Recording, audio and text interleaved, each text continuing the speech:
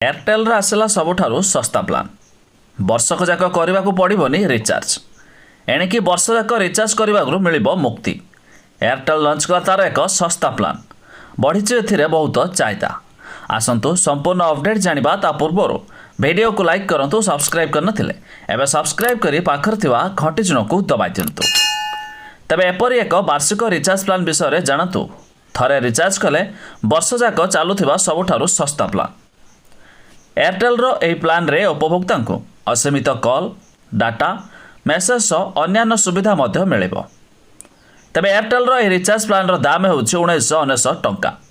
यह प्लान रे उपभोक्ता को 365 दिन समय सीमा मिल। एयरटेल यह रिचार्ज प्लान रे उपभोक्ता को असीमित कॉलिंग लाभ मिल।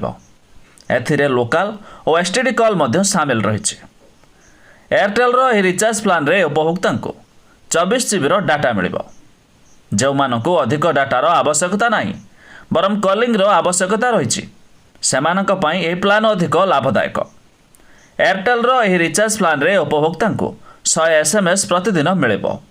वाइक म्यूजिक मजा नहीं पारे। यह रिचार्ज प्लान रे व्यवहारकारी को एयरटेल वेबसाइट और यार आप रे सहजरे मिल जिवो।